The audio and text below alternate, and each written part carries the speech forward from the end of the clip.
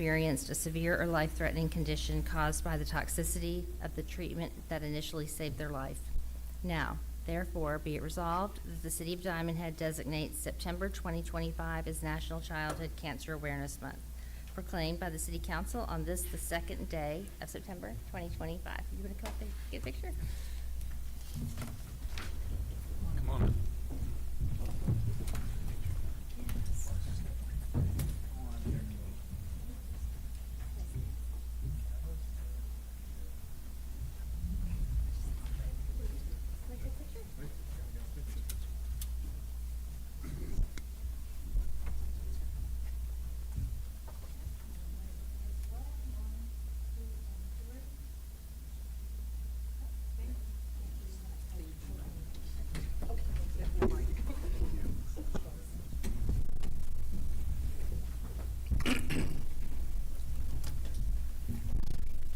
Okay, and I see our friend Angie Kaufman is here from Pearl River Community College with a presentation.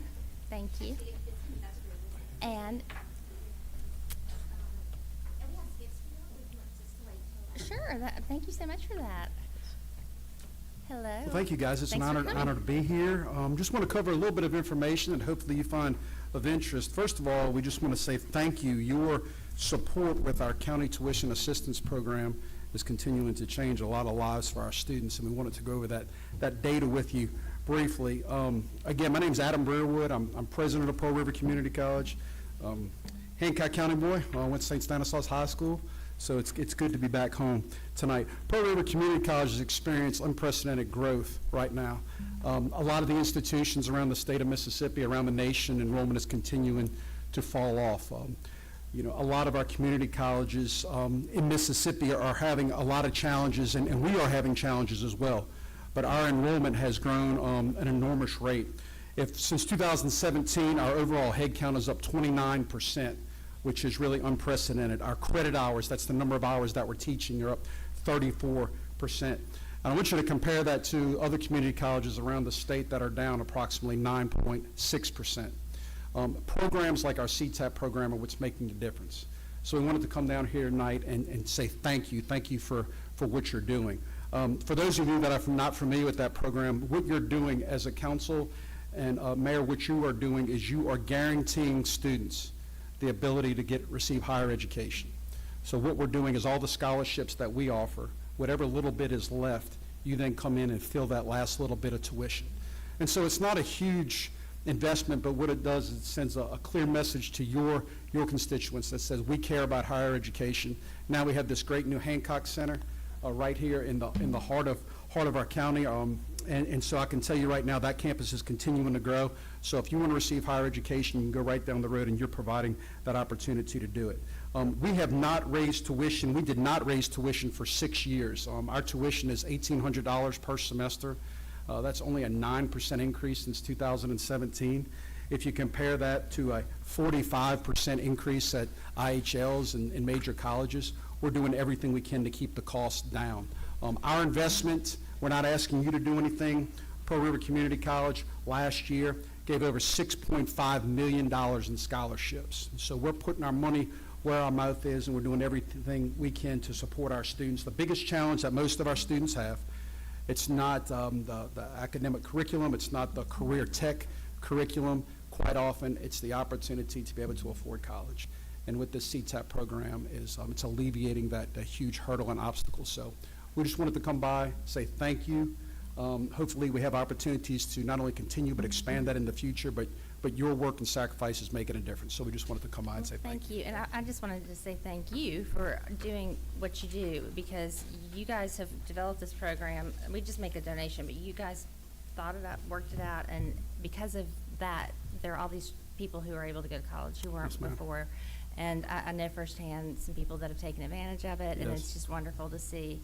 And also, it may not be big for us, but it's huge to them. Absolutely. You're talking about 265 students over the last 3 years that have benefited from this program. We have nearly 1,800 students from Hancock County. Our enrollment is 6,300 overall. I don't think people realize that. We're the 7th largest institution in the state of Mississippi. So I think we say all that to say this. We all have a lot to be proud of. with our community college, and we want to continue to offer And opportunities. last, Thank you. last thing, you're welcome, but last thing before you go, I know last August you had your ribbon cutting on the Yes, ma'am. new center at Stennis. Could you just speak to that for just a little, just so everybody knows what you have out there, because it's really incredible. Sure. Well, I think when Katrina, here we are celebrating the 20th, I don't want to say, it's not celebrating, I guess we're marking the 20th. Marking. Yeah, marking the 20th anniversary of Katrina. We had a campus in Hancock County at that time, and it was just a little storefront campus. And as you know, we opened, and 14 days later, we had 8 feet of water in that facility, and a lot of people thought Pearl River Community College would never come back. The truth is, we never left. We knew the resiliency. We were going to remain dedicated to coming back and building a campus bigger and better. I give Angie a lot of credit for this. It took us a number of years. I became president in 2017. On July 1, that day, we bought a piece of property and made the commitment to come to Hancock County. And it took a long time. And as you mentioned, Mayor, last August, we opened up the doors on that facility. We've got over 53,000 square feet of space that is offering number of career tech education programs. We're offering adult education. We're offering all of our academic coursework. You think about a student at Hancock that can just walk across the parking lot, right? Walk right across the parking lot and begin their college career. So it's an opportunity to reach people, reach them early, and hopefully provide them an education where they don't have to leave. They don't have to leave the coast. So I appreciate you pointing that out. But we've just started 6 new programs there. We're going to continue to grow it. We have some things in the pipeline, and we can't do it without you. And we're just grateful for all the support you've provided. Thank you. Yes, ma'am. Thank you. Yes, Yeah, thank you for your work.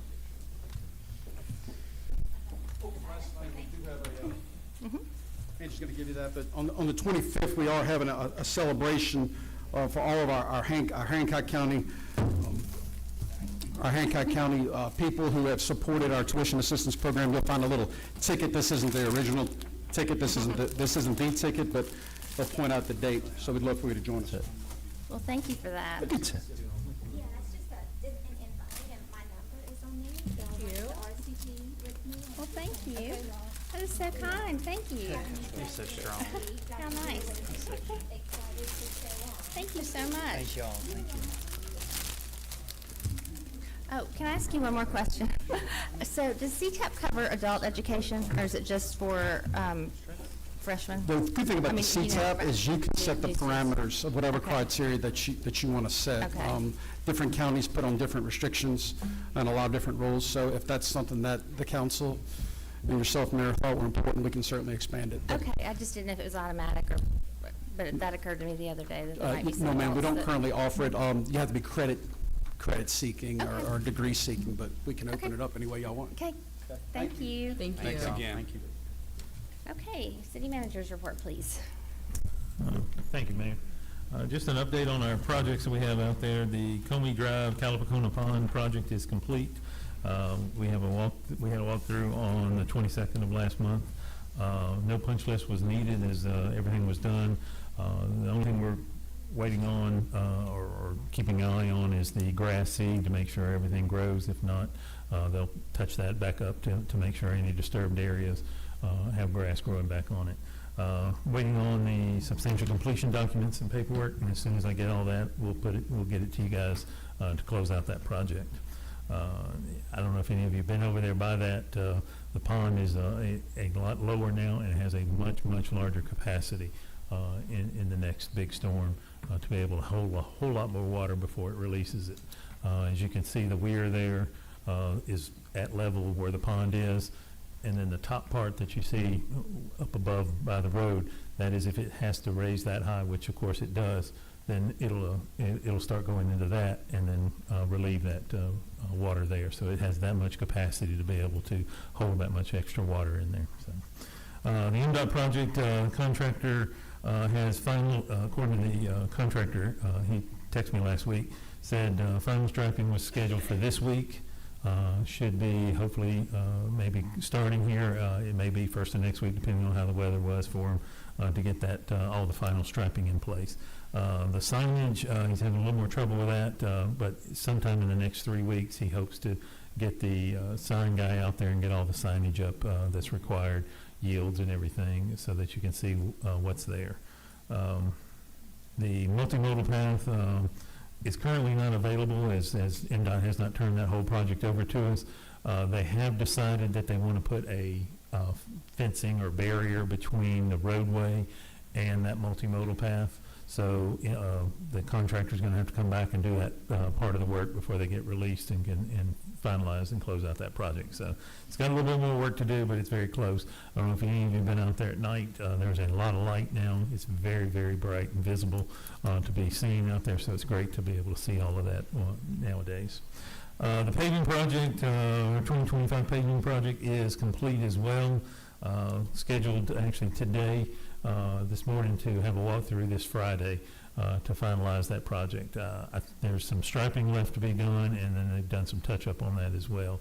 But we'll check any other driveways or other areas where there may be some issues. We'll get with the contractor if there's anything like that.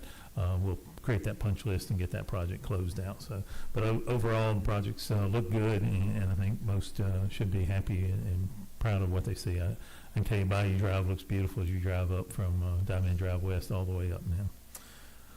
The Coon Branch project, it's a 180-day project. Current end date is December the 13th. They're working on that area right now. They're doing the major outfall on Polo Court and have finished that one, and then have started working on the other outfall, the major outfall there on Koloa, I think it is. So as soon as they get those done, they'll be, or Kahana.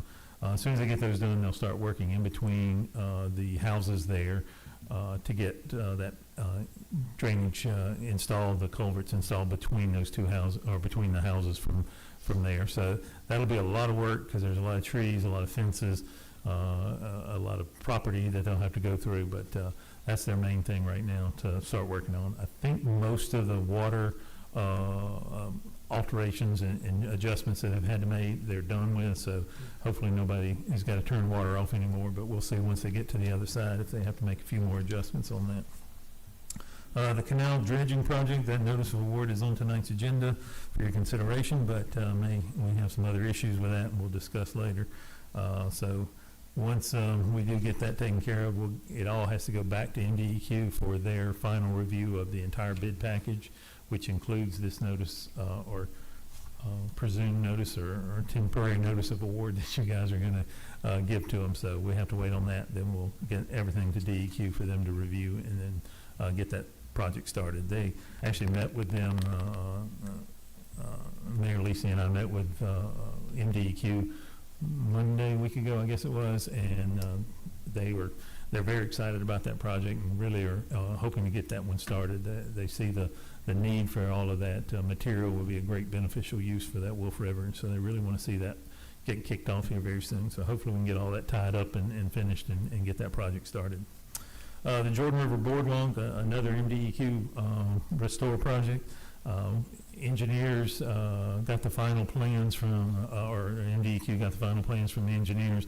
They made some recommendations. Engineers have been working on those, getting everything back to them. So hopefully we'll get that finalized and we can get that project out for bid here. Maybe 1st of October is my plan. So we'll hopefully see that happening here very soon.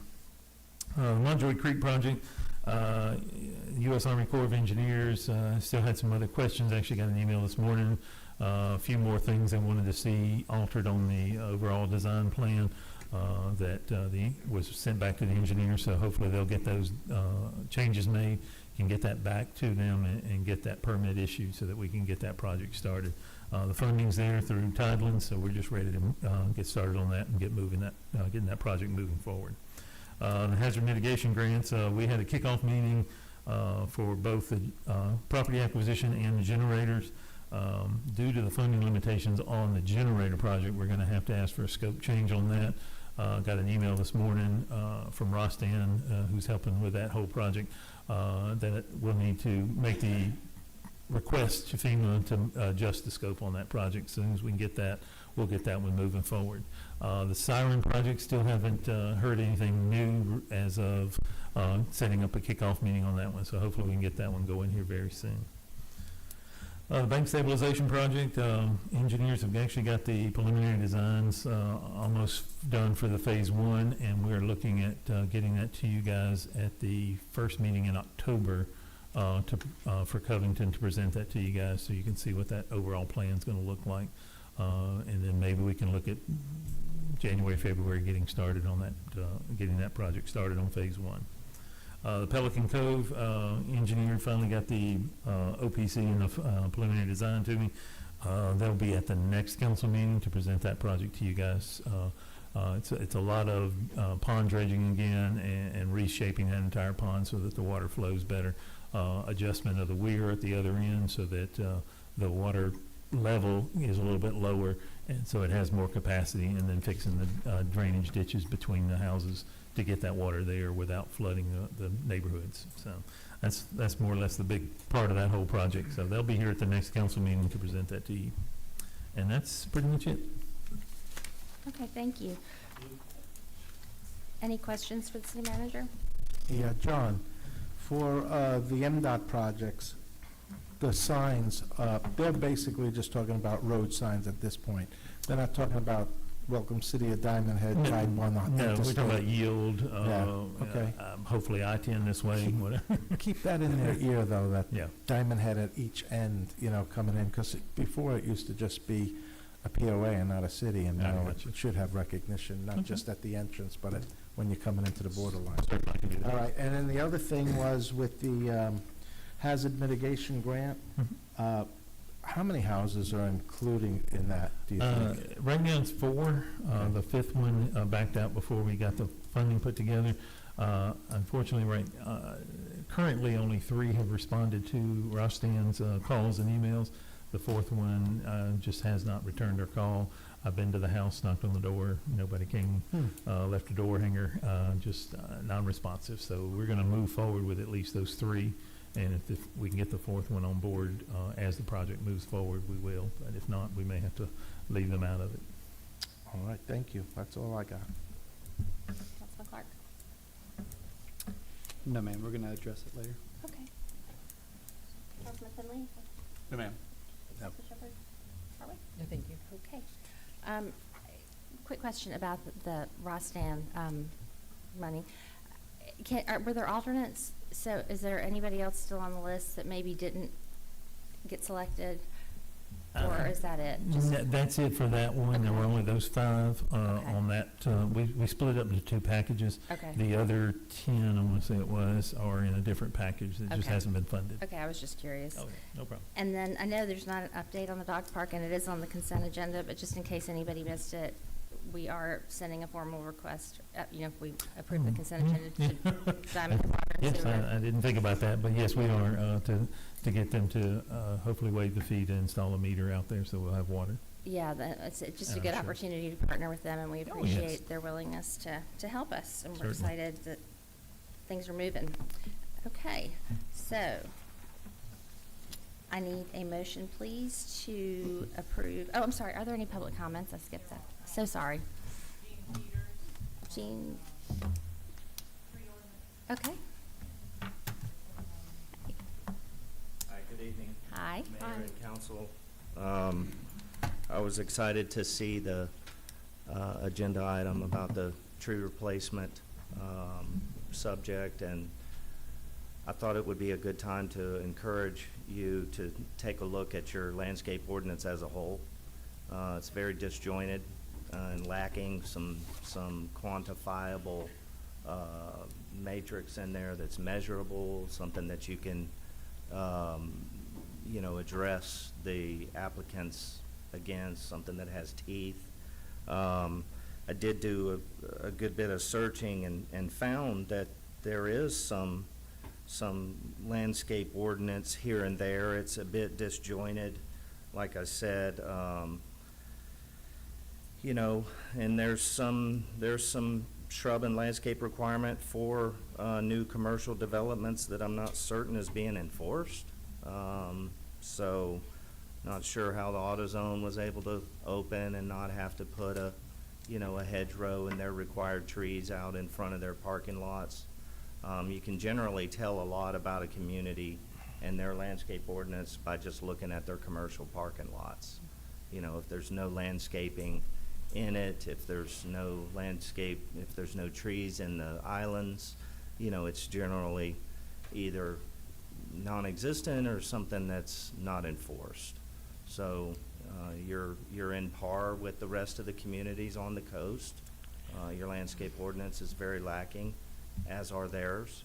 So I think you've got a real opportunity to continue being a pioneer, you know, and continue to be a community that sets the standard for the coast.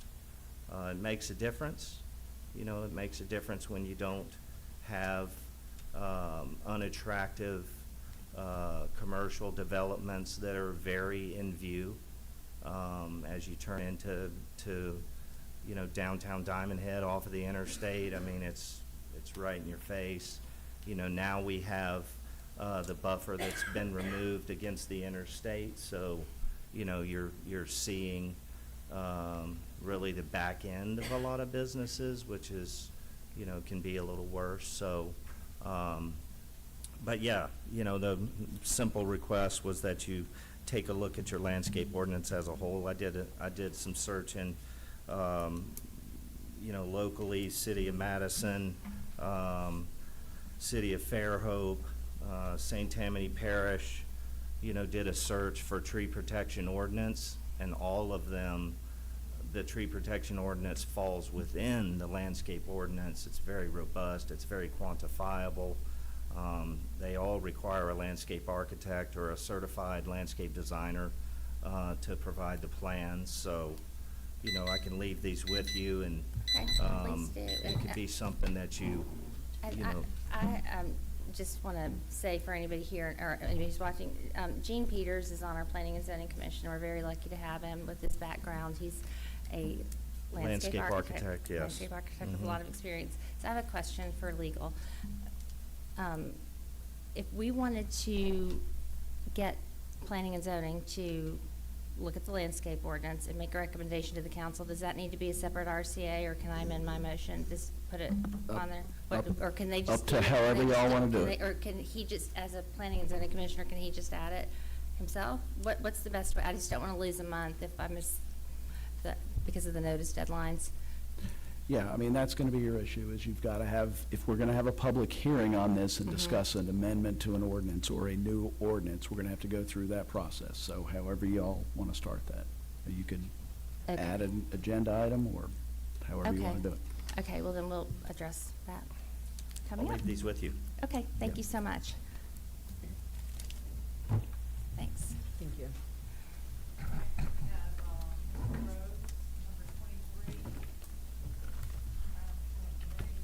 Oh,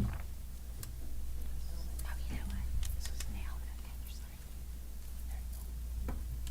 sorry. Welcome. I was under the impression that there was the motion was to not allow real estate signs, but this is to approve it.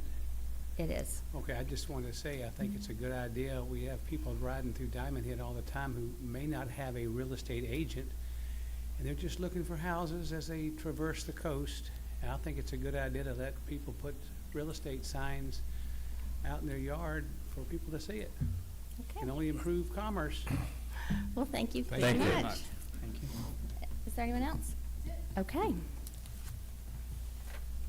All right. Resolution 20, I'm sorry? Oh, thank you. Council comments? Anyone? No, good. Over here? Comments? Okay, thank you. Now, resolution, oh, I'm sorry. I'm so excited about the resolutions. I'm skipping ahead. Pardon me. Okay, my apologies. Okay, a motion to approve the August 19th, 2025 regular meeting minutes. Move. Okay, motion by Shepherd. May I have a second? Second, Harwood. All in favor?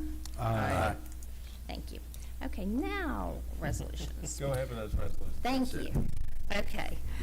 Motion 2025-205.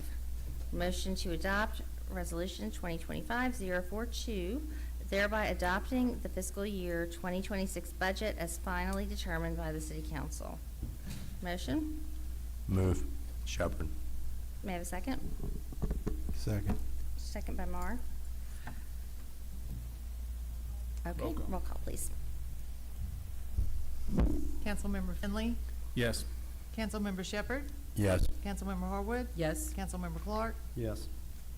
Councilmember Mar, Yes. Mayor Lacy. Yes.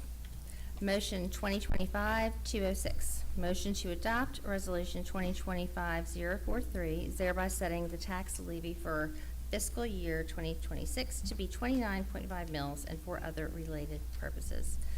Motion, So moved.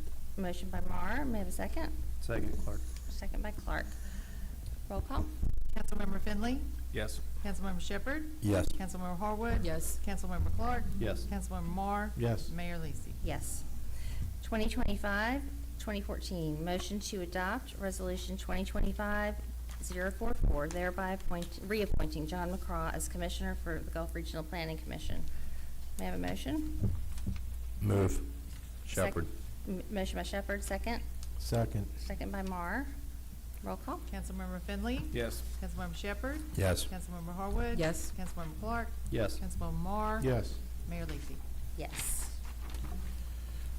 May I have a motion to approve consent agenda items 5 through 16? And Mayor, could I interject one moment? We forgot to Certainly. tell y'all, item number 14 Mhm. will need to be removed. Okay. And then, once it's removed, we're asking that it be tabled. We've got an issue with that we've got to resolve before we recommend approval Okay. of it.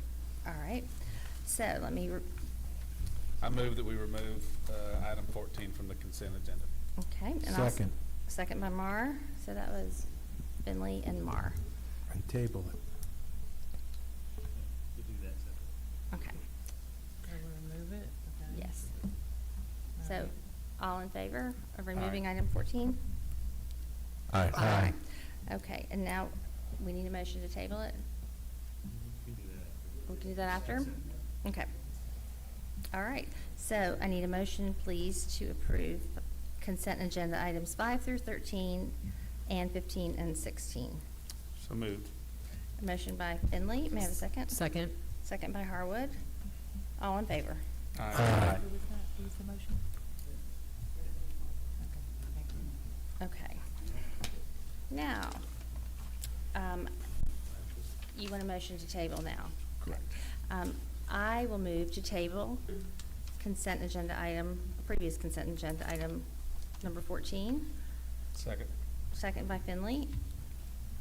All in favor? Aye. Aye. Okay, action agenda. Motion to request the city manager explore viable options for repurposing the former guardhouse on Jex Drive, including the potential for establishing a welcome center and evaluating the feasibility of utilizing volunteers from the community to staff the facility. I'll move. May I have a second? Second. Okay, second by Harwood. I put this on the agenda. I know for quite a while, we've all kind of wanted to know what we should do with the guardhouse. We've talked about a lot of options, and I was at a meeting the other day, and this is one of the questions that the ladies that were there asked me, and the idea of a welcome center came up, and I thought, oh, well, you know, that would be nice, but I don't know how we would staff it. And somebody there raised her hand and said, you know, have you thought about using volunteers? And I thought, you know, that might work. So I talked to the city manager about it, and we think it might be a good idea, and it might be possible to staff it with volunteers. We have so many wonderful people in the community, and I'm not sure exactly how that program would work, so we need to work all of those details out. But if it's possible, and you know, check it out and see what kind of shape it's in and what would need to be done to get that open, I think it would be a really wonderful thing, because there's really nowhere for people to stop immediately when they get off the interstate to get information and get a map and, you know, just be welcomed. And then we could have a sign there when it's closed that just says, you know, go to City Hall with the address, and if no one's here. So the logistics really, when we talked about it, weren't as bad as we thought. So it might be a, you know, really possible to get that up and running pretty easily. So the motion was just to ask the city manager to kind of work out the details and get back to us about whether, you know, it really is possible. So that's what that was about. And then additionally, my sweet 12-year-old son said, well, can we have a Diamond Head museum? And I said, what? And he meant, can we hang pictures of historic Diamond Head with information? So people are in there getting information. There could be a little, you know, maybe back wall or wherever there's room, just some historical information about Diamond Head with pictures, so I think that might be nice too. So maybe we can have a museum after all, I don't know. But- What is the condition on the inside of that building? Yeah. Because I know it had some roof issues and stuff. There's some roof issues. Other than that, the air conditioner I know doesn't work, but that would just be just some minor, hopefully some minor repairs, but we'll have to see exactly what the overall condition is. Public Works was going to go in there and clean it all out for us, so that we could evaluate the overall structure and the building itself. And Okay. I'll let you know. Thank you. Does anyone else have any questions or discussion? Okay, seeing none. Roll call? Roll call? Oh, you want a roll call? Okay. Finley, Yes. Shepherd, Yes. Harwood. Yes. Clark, Yes. Marr, Yes. Mayor. Yes. Okay. Motion 2025-208. Motion to approve the Planning Commission's recommendation to allow a carport addition within 6 feet of the side property line. The property address is 6810 Apona Street.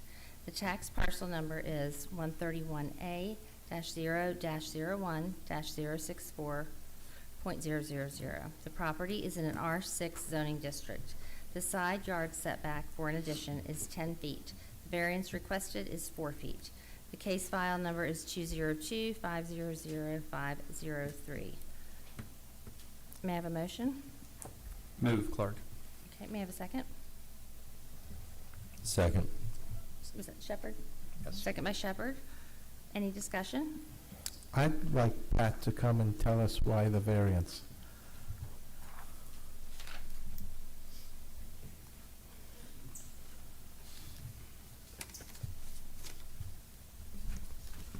Good evening, Mayor and Council. Good evening. Good evening, Mr. Rich. All right, what was your question again? What was planning and zoning's reasoning in allowing the variance?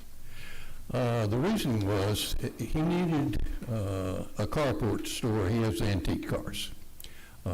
And his insurance requirements say that they must be covered. He has a 2-car garage. It's all full, so he's got no room left for his antique cars. So we looked at the property. Could we put it in the back? Not realistically. Could we put it on the other side? No, we couldn't. The only rational place to put it would be over there.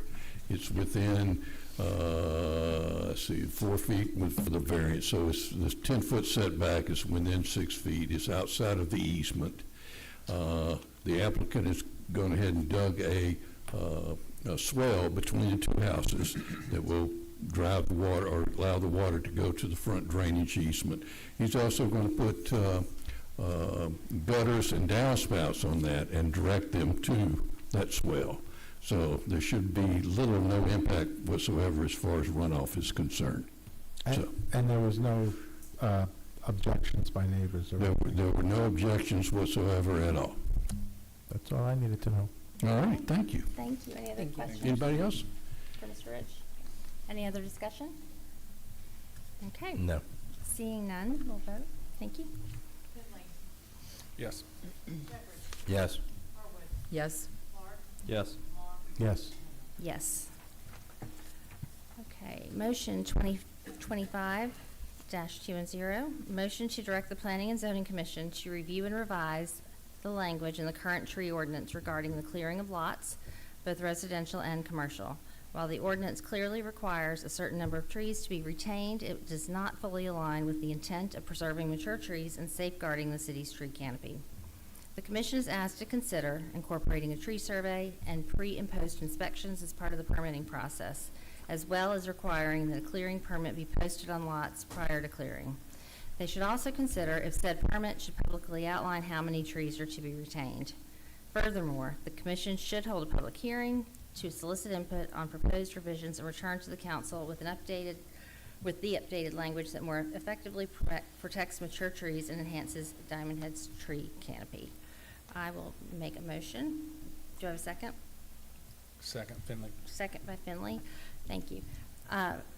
So we knew when we passed the tree ordinance that we might have to revise it, and one of the planning directors in another city that I've gotten to know since I've been on the council, likes to say there's no such thing as the perfect ordinance. You have to look at them as living things that have to be tweaked. You find out what doesn't work and you fix it. And so I think that's where we are right now with the tree ordinance. It's better than what we had, but it's not what we need, in my opinion. We have people who are clearing lots with permits, and they've found out that they can have approval for a certain number of trees to be left, and they are able to clear them or clear more than that number right now, as long as they replant them back. And they do have to be a certain size when they're planted, and, I mean, there's some oversight, but it's not quite, I think, what we had in mind when we did this. You know, no matter how many trees you plant, new ones, they're never gonna be as big as mature trees. And those root systems won't be there to affect drainage, you know, help absorb water in the way that it was previously absorbed. So I think it's important for drainage, and I think it's important for the city's tree canopy, as well as aesthetics. And then the permitting, I want them to talk about if they think it's a good idea to post a permit before people clear. Right now, they have to have a permit, but they don't have to post it. And I think it would help when people are driving by and they're looking at a lot being cleared, and they're like, I wonder if the city knows they're clearing that lot. Well, then they would know. If there's not a permit in the yard, then there's not a permit, but they would need to post it. And then I'd ask them to also consider to put how many trees are supposed to be left on that permit. So people driving by, if they're concerned, can look and see, okay, yes, they have permission and they're supposed to leave 8 trees, okay, and they can look and see. So there are a few things in there that we'd like to ask them to talk about, but I think it's time that we revisit that ordinance and see if we can improve it. So that was my thought. Any other? Yeah, I mean, having built a house here, on the south side, my first house, that whole lot was nothing but pine trees. There was nothing really there to keep. We planted some trees after we finished building the house. The house we have now, we had 2 big pine trees over the driveway, over the garage. First thing I did was get rid of them. Now, we have plenty of trees. I've planted much more than I've taken out so far. But native trees, especially up in the lots that are any high ground, are going to be mostly predominantly pines. So I think it's going to be tough to say that you can't clear any trees off your lot, or you can only clear so many if it's all pines. So I guess there's going to be some kind of verbiage in there that we do that. My next point is, we already have a tree. Are we not enforcing what we have now? Well, I've asked Mr. Rich to kind of come back up so he can, I told you I'd get you up here today. you might just want to stay for a few minutes. Thank you, Councilman Shepherd. You're welcome. Can you speak to those concerns? Please. Okay. Let me make sure I know your concerns. Number 1 was pine trees, right? Sir.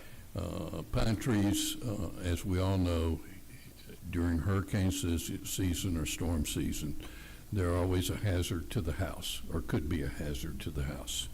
And in many cases, insurance companies refuse to renew or to insure your home because of trees that are overhanging your property, or are diseased, or could. So we have all that in place to take care of that.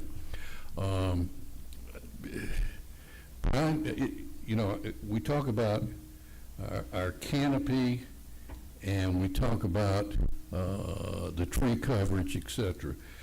But most of that is addressed to the mature, protected trees, like your live oaks, your Magnolia. southern magnolias, those We trees. There's expanded like that list, right? Yes, yes, the list we put on there. And I'm not sure that list is correct, and I'm anxious to work with Gene a little bit on that to see if we could maybe clean that list up a little bit. No, don't get me wrong here. Okay. I want to see trees, and I want to see as many mature trees as we can keep. I just worry about we have to specify exactly what trees we're talking about as the mature trees that we would want to keep. Right, okay.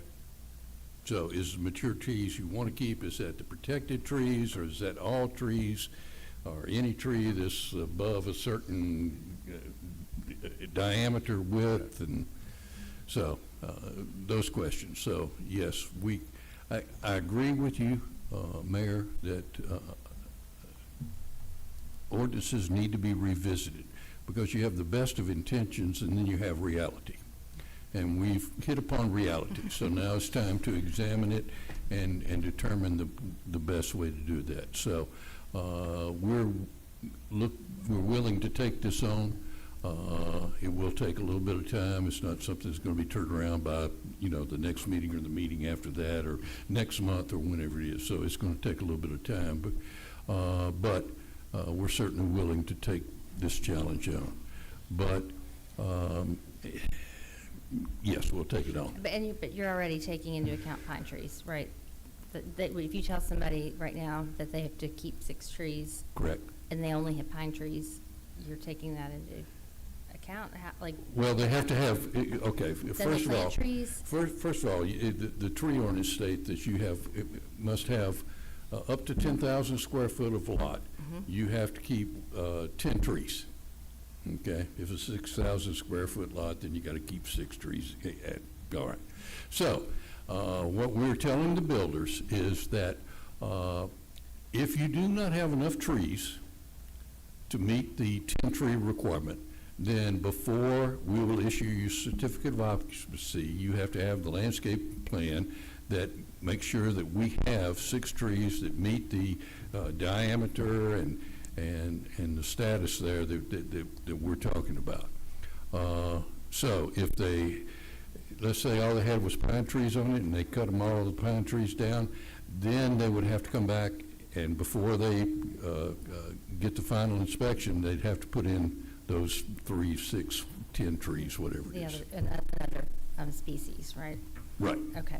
But you take all that into account? Yes. Right. We're not going to make somebody keep dangerous pine trees that hang over their house. I would hope we wouldn't. Okay. And that's the thing that's so great about our process. We just ask planning and zoning. You kind of ask them what we want. Here's what we're Right. thinking, and then they come up with a plan, and then it comes back to us, and we can either tweak it or pass or not. But I just think it's time to send it back, because just in the last couple of weeks, there have been a few issues with people who have just cleared, and I really thought, oh, I can't believe this. We're going to have stop work orders all over the place. And then I found out, they just can some trees back. And I thought that was not our intent when we did that. So it's time to look at it again. Okay. Any other comments down here? I do. Questions? Yes. I do. I think this thing on the agenda does bring up, I think the most part is the pre and post inspection. Yes. Because if nobody pre-inspects it and they cut down all the trees, then there were no good trees there, and nobody can say no. I'm not saying that's happening, but without the pre and post inspection, and again, if it's just like every lot on the south side is 100% pine trees, and if I was building there, I would want 100% of them gone. Okay. As most people would. Now, maybe somebody loves pine trees, but the pre and post inspection, if we have the capability and the manpower to do that, I think that's where we start. Because you have all the things that we want and don't want, but we have to know that they were there previously and they're there postmortem. Okay. We do have, we can go back in time on on Google Maps, go back in time and see what the lot looked like, but it's hard to street see, facing. right? Yeah. Okay. You can't see the depth, you can't see what's behind it, et cetera, et cetera. So we don't have that. That you bring up a great concern there, and that's personnel. I did. Personnel. I said we can either do it or we can't. You're right. And personnel and knowledge, those are the 2 factors. And- Right now, we're saying if you want to cut down a protected tree, you got to have ISA certified arborists to go in there and write us a report and says this tree needs to come down for these reasons, and they put their reputation on it. And then maybe this is one of those instances where we have a list of arborists, and they're able to contact one of them, and what was it, like $100, I think, to get a report from? Okay. That's what we were paying at one Okay. point in time. Okay. Well, Okay. maybe y'all can check on that, and if it's not cost prohibitive, maybe people can handle that with an arborist, just like the way you get an engineer to sign off on your plans before you submit them, right? Understood. So maybe an arborist could Understood. Just a thought, but I'm sure y'all will figure it out. Any Yeah, questions? I have a few. One is, in my opinion, it's a great idea to revisit and do the tree ordinances. But on the other hand, I have this strong resistance to people's free rights to do what they want on their property. And when you have this tree ordinance where it just wouldn't work for what they want, there has to be some sort of alternate where they can place a tree in some other property or something like that, that wouldn't affect what they want on their property, because they need their property completely cleared. Or, you know, do you know what I'm saying? Yes, I That do. there has to be, it's like the Corps of Engineers used to do, you can do a mitigation here with the wetlands rather than the wetlands that already exist. We have to have some sort of alternative for people that want to have an image for what they want with their property that doesn't include trees. And that does exist in the ordinance, that if you take these protected trees, now it says protected trees. So if you remove a protected tree, then, I have to be careful how I say this, because I don't like making blanket statements. So if you have a case where you got a lot, and let's say it's a 6,000 square foot lot, and you want to put a house on there, and there's only so many places that you can put the house to meet the setback requirements, and right in the middle of that is an oak tree. Now, as Bob Barber is famous for saying, from Ryan Planning, he's famous for saying, a oak tree and a concrete slab cannot coexist on the same piece of ground. So in order to build on that lot, you have to remove that oak tree. Now, are we going to penalize the homeowner or a builder or whoever it is, the fact that the only way you could build a house, other than separating into two pieces maybe, would be to remove the oak tree? Are we going to require that person to replace it somewhere? Let's say it's a large oak tree. Are we going to require that person? So that's something that has to be worked through right now. And we're not, I'm not on firm ground with it. No, I understand, and let me just tell you, because you brought up something about insurance companies. I applied just last spring to 3 insurance companies to renew my homeowners. One of them said if I have a tree within 50 feet of the home, they wouldn't insure it. So I obviously didn't go with that one. But they are getting stricter with the potential of a tree coming down on the roof of the house and all like that. Not the overhang of 50 feet. Right. And I was like, well, I'm not even going to answer that one. So, but what about having the city have tree-lined streets? What about, you know, in that easement that we own, telling them if they can't fit it on their lot, they have to pay for a part of our tree-lined street project? And that's what we have in place now. Yes. Yes, that is in place in the current ordinance. Good. We definitely have to be careful about oak trees and medians and stuff like that, because they eat up a lot of water, and we'll be doing a lot more road work too. Okay, that's above my pay grade. I know from experience. Well, I'm just going for my thing. Again, I think we have most of the parts in the ordinance already. Yes, I agree. It's pre and post inspection where I think that's where and if we have the manpower, we do it. If we don't, think about it. And that Again, is how in, many people have come forward and volunteered, say, hey, we've got, you know, I don't think that there's a lot of interaction but coming to us. I could be wrong, and you don't have to answer. okay, very good. But hopefully y'all can look at that creatively, you know, and maybe they can get someone to sign off, but, you know, on their pre-inspection before, I don't know how that will look, but those are all Okay. things that y'all can talk Okay. about. I do have engraved in my brain pre and post. Pre and post. Pre and post. Did you have any questions? And then the permitting, the display it, maybe. Yes. It's all written down, so you'll have it. And that's a good idea. That was, the main thing that would do, it'd keep the citizens informed. Right. Okay? Now, they may call and question, why did you let them do this, blah, blah, blah. But at least on the front end, they know that a permit was issued and X number of trees must remain, or Yes. should And remain. then you could have a line on there for pre-inspection, check, you know, Did they, they don't know if they had a pre-inspection. Okay. Yep, so just, we appreciate y'all. All right, I got my marching orders. Maybe stay up Thank here you, for Mr. just one Riddle. second. Okay. For the next one, please. Okay, are we ready to vote? Did anyone else have anything else for him or any other concerns? I'm ready. Okay, roll call. Yes. Yes. Yes. Yes. Yes.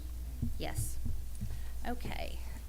Another motion for the Planning and Zoning Commission to develop and present a complete actionable plan to bring all existing commercial signage into compliance with the city's current sign ordinance. As the majority of existing signage is grandfathered under previous regulations, the plan should include a sunset clause establishing a clear deadline for full compliance. This will ensure that our community's visual standards align with the city's growth and aesthetic goals. Additionally, the commission should hold a public hearing to gather input from the community. I'll move. Any second?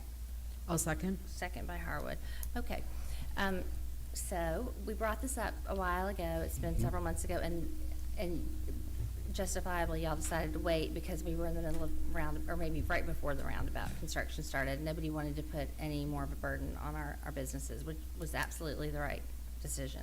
But it's kind of, I think, time to bring it back up because nothing happens quickly, as we know, and with public hearings and, you know, giving everyone time to be in compliance. We're talking about months and months and months, you know, over a year from now probably before anything really had to happen. So I just feel like we're at a point where it's time to start that process again. And I talked to our legal department and they said to just bring it back up in this form and put it on the agenda.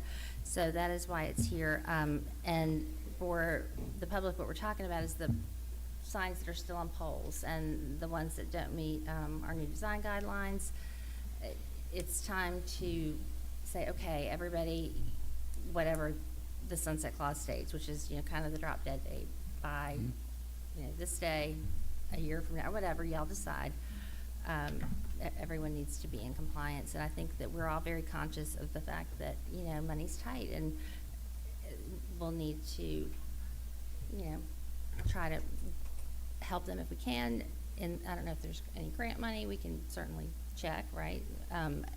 Just whatever we can do to help ease the burden on them, but I think it's important. I don't think our commercial district will start looking better until we get the signage in compliance, and I just think it's time to revisit that and start that process again. So that was the point of this motion. Did you have anything? Yes, I think it's a good step, and like you said, it's going to take a while. You know, it's not going to happen tomorrow, and we can revisit it and try to put it in motion and look at it. I'm a little, the only thing I'm concerned about is timing. You know, the roundabout, as we know from tax collections, has put a burden on the businesses here in Diamond Head already. And I think that asking them to devise a plan or come up with more money to change signs right now, I'm all in favor of the sign ordinance. I think, you know, I think just the aesthetics of the front looks so much better since we have curbing out there with the roundabouts. I think all that looks great, and I think the signs would add another layer to that.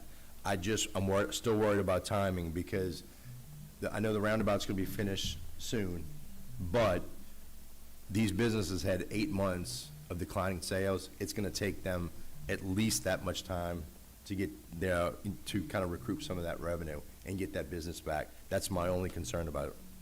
Okay. And isn't that something that they would take into consideration when you choose the date for a sunset clause, you know, thinking about that and how long it's going to take them to recoup some, or it doesn't mean, you know, it can be for whenever planning and zoning decides. Well, as some of you who've been on the council prior may remember, I came back and gave you a report. I can't remember when it was, but it was a few months back, where it never had left my list. Right. It's on my list, all right? Yep. But we delayed any working and implementation on it until Yes. we could get the traffic nightmare resolved there. So we're still on it. We're still looking at it. I will give you some good news. The roundabouts caused several of those signs to have to be removed, and now they are going to be replaced with monument signs. So We haven't been just sleeping, we've been, we've been No. working, okay? But we will, we'll get back to work on this. Okay. And it'll be up to y'all when you want to implement it. We make recommendations, y'all make decisions. Okay, thank you. Counselor Finley, did you have anything? Just, just my point exactly, we're, everything in this motion, we're already doing. We had just put it off. There's nothing new in here that we should have, are doing, or will be doing. Well, what you've told me is it's still important to this council. So Okay. that's what my takeaway is. That's fine. Yeah, Okay. absolutely. Perfect. Councilman Moore? Councilman Clark? Yeah, that was my only concern too, just the funding and cooperation with the businesses. You know, they've hurting for, you know, almost 2 years now, and then we're going up on sidewalks coming up and other road work, drainage, you name it. But, it's gonna have to happen eventually. It's just we need to help them and they need to work with us. Or it would be nice if they could work with us and we can work with them to get this done as smooth as possible. I'd And like I'll- to see the forward progress on this. And also, I know some signs are in really bad shape, and I don't want some business to go out and invest in a new sign like they had, you know, thinking, oh, my sign's looking bad, I need to fix it, when this is gonna be coming. You know, I wanna give them plenty of notice so that they know, okay, I'm gonna save my money for the new compliance sign. Mhm. So that's another reason. just All to right, kind and of- I just want to remind y'all of something, or remind the audience of something. The C2 district, which is on the south side, the commercial district, commercial and gaming district on the south side, they do not have the monument sign only. The pole signs still exist, and I think we're all well aware of what that reason is, okay? So we would be just addressing those that are on the north side of the interstate in the commercial district. Thank you for Okay. clarifying that. Okay. Pat, currently, if somebody replaces a sign, they have to go to a monument sign, correct? Yes. Okay. Unless, the way the grandfather thing is written is that if you come back with the same signage, the square feet, et cetera, all right, you can replace whatever existing is there on the pole sign. Now, we'll look at that, Okay. all right? I don't want to make any further No, statement no, than no, that, those- but okay? Those are all good questions. Yes. And we. Well, I need guidance, so y'all give me guidance. No, Thank you. I definitely think that we should, at this point, say that if you're gonna make any changes to your sign, it has to go into compliance with monument sign. Okay, we will look at that. That would be helpful. Okay, any other questions or discussion? All right, roll call, please. Yes. Yes. Yes. Yes. Yes. Yes, thank you. Okay, Resolution 2025-216, motion to approve text amendment to allow real estate signs 7 days a week. May I have a motion? Move. May I have a second? Second. So motion by Shepherd, second by Finley. Okay, Counselor Shepherd? No, I'm good. Okay, Councilman Finley? Okay, any discussion? Yes. So this will be to allow 7 days a week, 24/7. Or Pat, are you gonna come? Are you gonna? Yeah, I'm come to answer your questions. Okay, so this is just the text amendment to allow real estate signs 7 days a week, 24/7, and, for lease, for rent? No. No. No, For sale only? yes, Okay. yes. So they can be handwritten, printed? No. No. I No? think they can, under the ordinance, if they've metal stakes, right? For sale by owner? The ordinance states that it's got to be 3 square feet, Mm-hmm, 2 metal poles. okay, That's what the ordinance states. okay. I don't think it goes any further into defining that. It says, the ordinance states open house and real estate signs. Okay. So it doesn't, real estate meaning for sale, for rent, for lease? That's something we'll have to look at, but Pat? that is a good point. Yeah, I got it right over here. Right. For the sale? Sale, all right, Correct. question answered. Okay, Correct. Thank you. okay, so, So the current sign ordinance, Pat, somebody can have a handwritten sign Current one, on the weekend if they run, if they sell. for sale, For sale. yes, Okay. yes, But they could make it with a Sharpie. yes. so real estate for sale, Mhm. okay. The only requirements right now are that there can only be one per lot, that it cannot exceed 3 feet in They don't area, leave. and the maximum height rather is 3 foot. So those are the requirements. The commission did not alter any of the requirements with respect to the sign, just the date, because that's what they were Okay. directed That to was- consider. That's what we were tasked with. Okay, so just one per lot, so if there's a property for sale, one sign can be placed on that lot, can it be placed, can there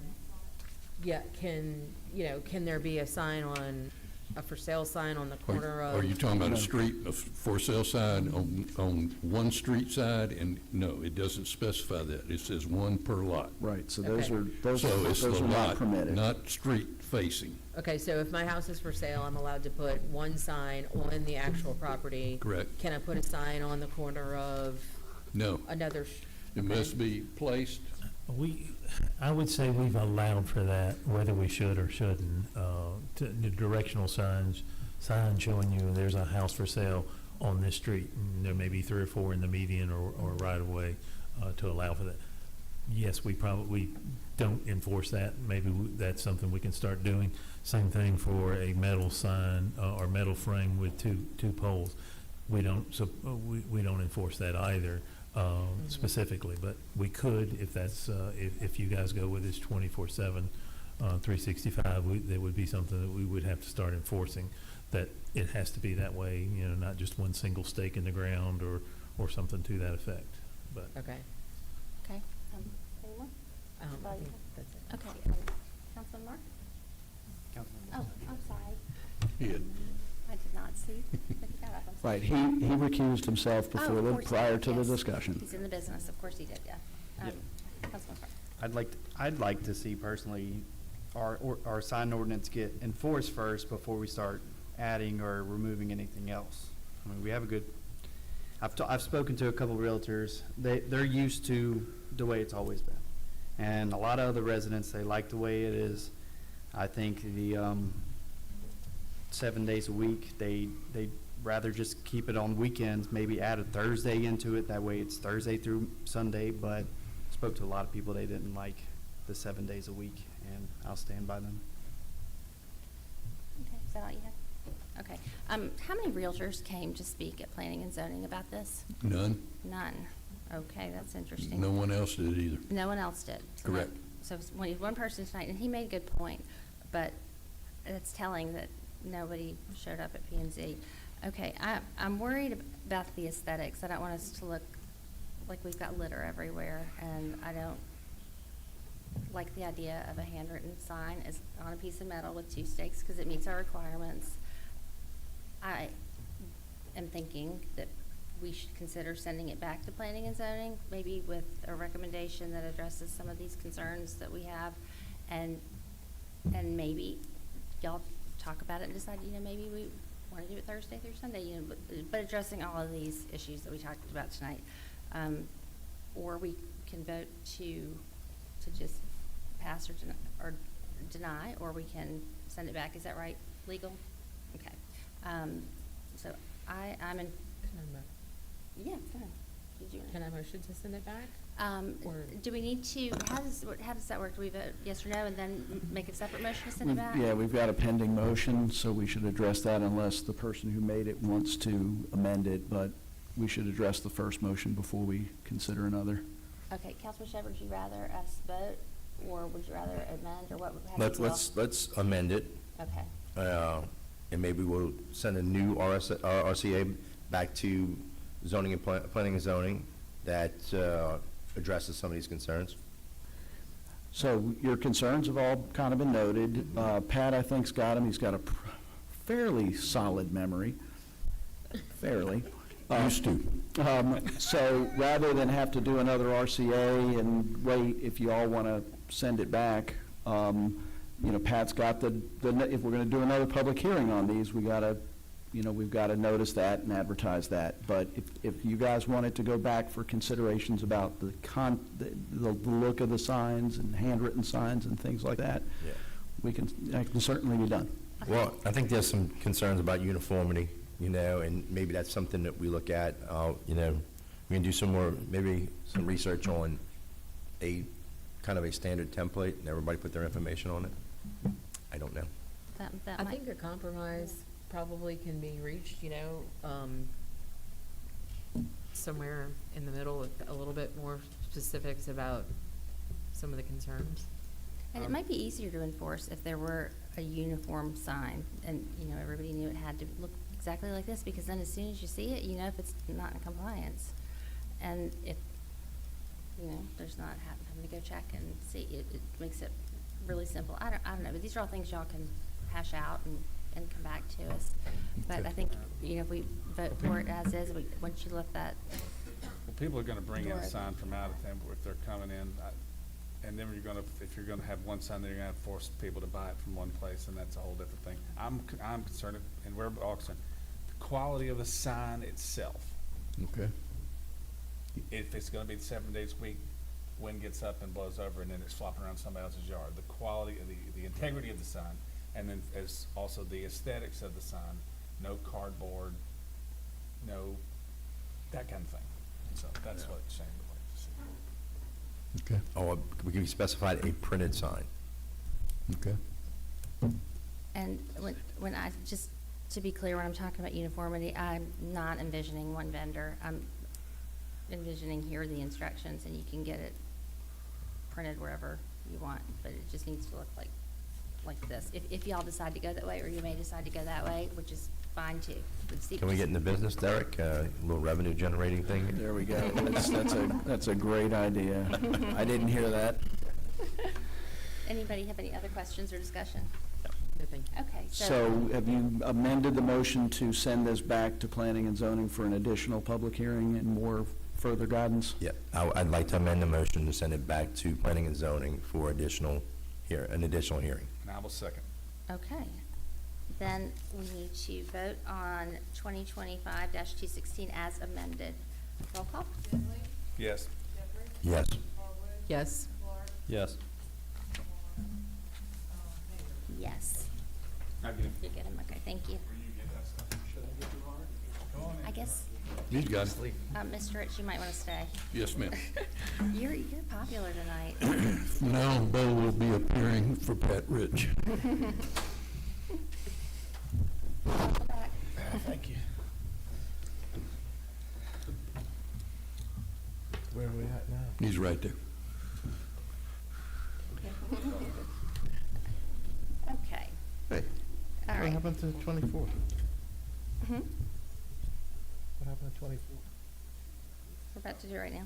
Motion to approve text amendment, 2025-2017, motion to approve text amendment to reduce rear yard setback on properties adjoining canals and waterways. May I have a motion? Is that Shepherd? Shepherd, yeah, sorry. Motion by Shepherd, second. Second. Second by Marr. Any discussion? Shepherd? No. Okay. Marr? Nope.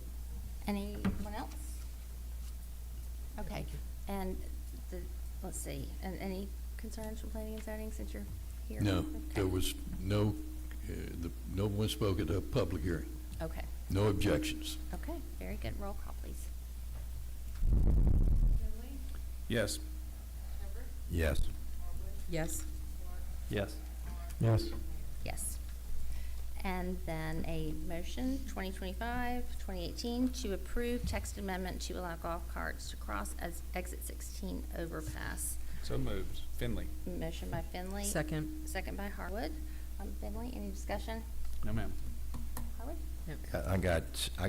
I have one, and I've talked to John and Derek about this a little bit. I do too. I bet it's the same thing. Go ahead. I am extremely concerned at nighttime about traffic crossing there. I'm sure we're gonna have some sort of warning system, but we really have to have something solid. I was telling John today, I was coming back into Diamond Head from Gulfport and looked to the traffic circle to see if traffic was there, and then just realized I just passed the cart entrance there. I would have never seen a cart coming from that direction. So I'm really concerned about cars, especially at night. So I'm hoping that we get some kind of,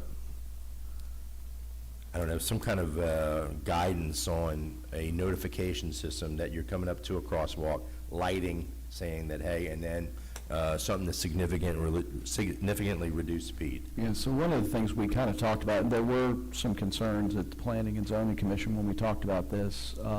One of the things that came up is it hasn't been turned over to us yet. We don't really know what the signage is going to look like, how much of it there's going to be, what it's going to look like. So, so obviously this won't take effect today because we don't have control of it. It's not ours yet. But, maybe get some input from MDOT, see what their signage is going to look like, maybe kind of, maybe kind of hold off on this until we see what it's all going to look like and revisit it, because, we don't want to create a situation where we're creating accidents. Do we have any latitude with MDOT to say, hey, we'd like to see X? That's a If you John don't, question.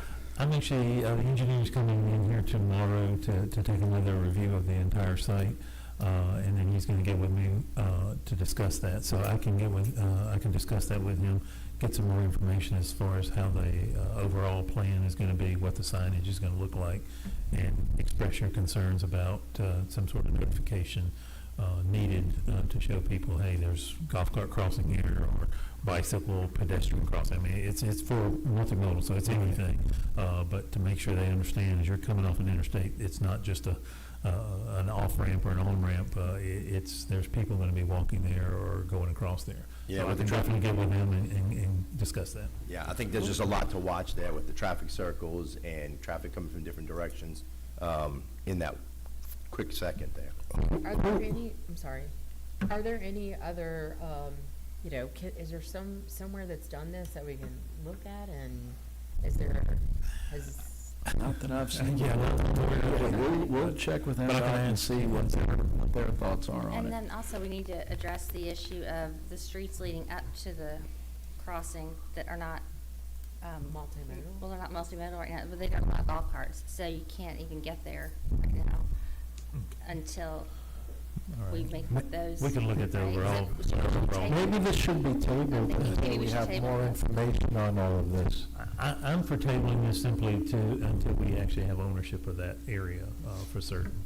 So Okay. we can- Well, I might got it over my ski tips a little bit on this one.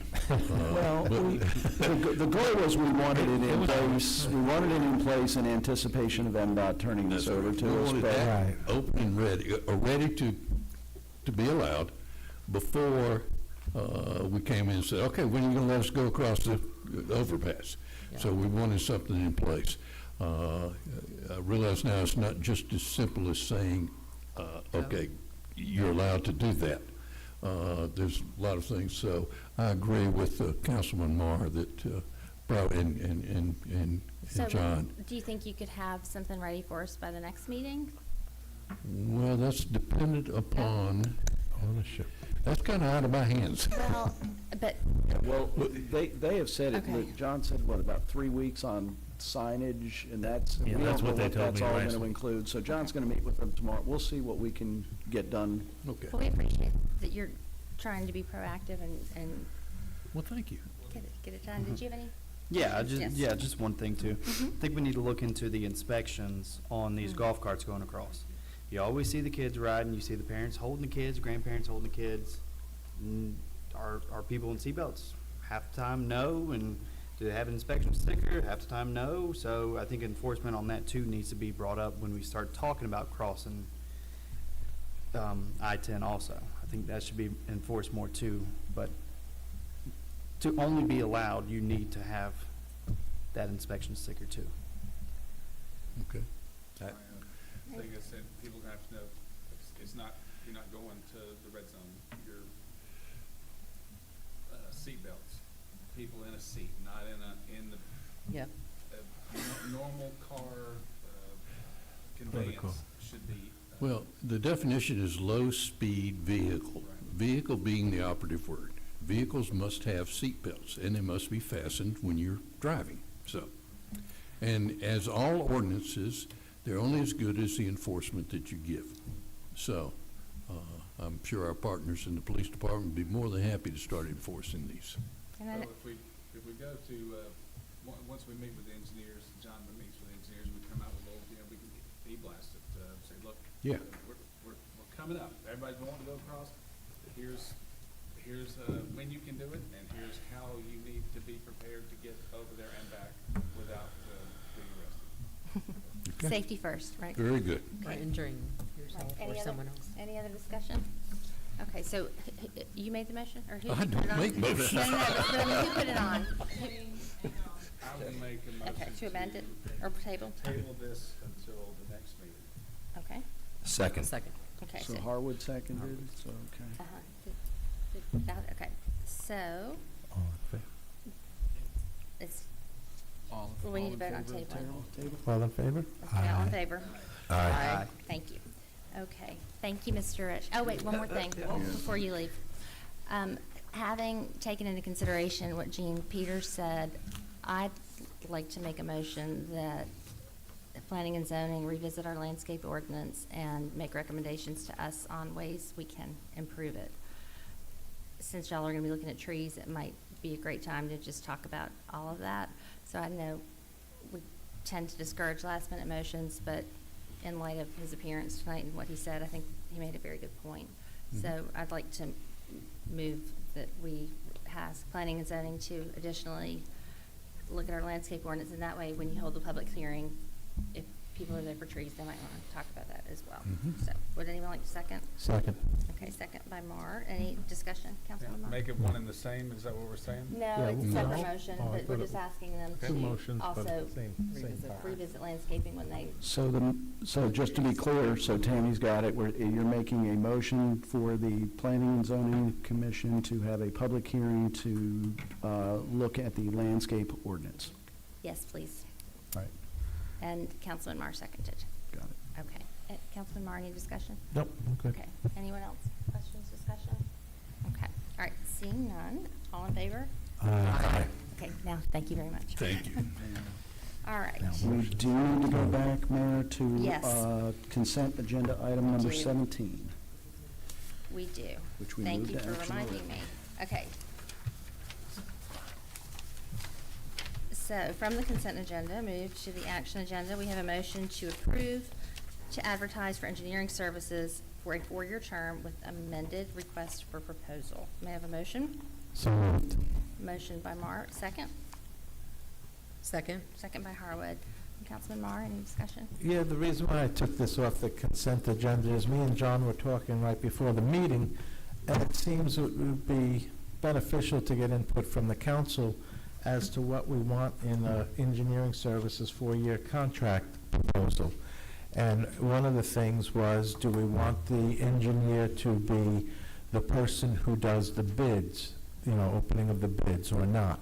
Do we want the engineer to be the one that would be overseeing the other engineers that are doing projects or not? So just fine tuning what the contract would say before we put out a contract and getting ideas from the council. So my thought was basically, if you're gonna have an engineer that's a city engineer, we shouldn't have other engineers opening up all the bids. We should have one person opening up the bids as an engineer, saying this is within the compliance or not having different engineers at different times opening up the bids. That's just my thought on a contract. Can we legally do that, Eric? That's the first that's been asked of me, but so what you're envisioning is we have the city engineer, and they're under contract, and they do jobs. This is for engineering services that would be for additional jobs that are done, but you're suggesting that They set the specs, they do it all, but then the city engineer open the bids. I don't know, and maybe the city engineers here, they might have an issue with that, but they may not, I don't know. I'm saying this should be the way we do the city engineer, Well, by a 4-year contract. Hold on. The city engineer contract is not up. This is only for other engineering services. Okay. The city engineer contract, we didn't include in this. So this is just for engineering services and federal program, or federal monies, services. All right. Understand? So what would be the difference of the city engineer doing it or not doing it? Well, we could discuss that as part of just the overall contract for the city engineer if you want to, but that's not what this is. This is just to advertise for engineering services, separate from the city engineer. That makes me understand what I'm saying? so in the past, we've had several engineering firms that are approved. It doesn't mean that they get tasked with jobs. John knows who kind of specializes in what. The city engineer also can, be tasked with doing specific engineering projects, and many times they are, but the city engineer also has additional duties that include, reviewing of plans and things of that nature for the city, public works projects, so their duties are, survey work. They have a lot of different tasks. That will remain the same. This is just to have that, and it could be 3, 4, 5, it could be 2, whatever you decide, how many other engineering firms you want to have that are approved, so if we do have a project that and for whatever reason, either Covington can't do it or whatever, that they're also approved. But it's up, that's totally up to y'all. Okay, so we couldn't just have an engineering firm hired without this contract to do a specific project? We could. One of the reasons why we do it this way is so that we are certain that we have our engineers that are approved on federal projects, because there's different types of requirements that are required. So they'll all be on the front end. We know that they're approved on the federal side, and, we know that they're an approved list of engineers. So this is just to be on standby? Just to be on the list. So, when we give out, when John assigns projects, when he's got, dog park, whatever it is, he knows, and he's got those, 3 or 4 that are available to him, and he says, okay, it doesn't mean that they get jobs. We have engineers right now that don't get assigned to things, but they're still on our approved list. So is there anything you think should be added to this contract? Actually, the only thing that I actually removed from this type of contract was the fee schedule. Simply trying to hold them to a set number for 3 to 4 years is just really impossible almost. So that's why this is actually revising that to remove that from the advertising, And that so- there'll be a fee schedule. Instead, those will be based on performance and ability. And so every 4 years we'll renew this with engineers? Or is there a staggered Right. term that we have, like 3 in this 2 years, every No. even one, 3 in this one, every odd one or Now, something? as Derek said, I think last time we selected 5 of them, and so we'll put it out there, ever how many we get, we'll review, and if we choose, based on our scoring mechanism that we put together, we'll choose 3 to 5 again, to have them on call if we need them for any purpose or reason. When you do this contract, do you ask for reviews from other city projects? That is included in there, and that's scored as far as the rubric goes, for their scoring. Okay, all right, Okay. answered my questions. All right. Okay, anyone else have any questions or discussion? No. No? Okay. All right, seeing none. But roll call, please. Yes. Yes. Yes. Yes. Yes. Yes. Okay, now, claims payable. Motion to approve docket of claims DKT 233089 through DKT 233121 in the amount of $1,015,730.48. May I have a motion? Move, Finley. Motion by Finley, Second, Shepherd. second by Shepherd. All in favor? Aye. Aye. Are there any public comments on non-agenda items? No. Any closing council comments? And then I think we have a brief executive session? Yes? Up to y'all. So would need a motion to go into closed session to discuss the need. I will move to go into closed session. I'll second. All in favor? Aye. Aye.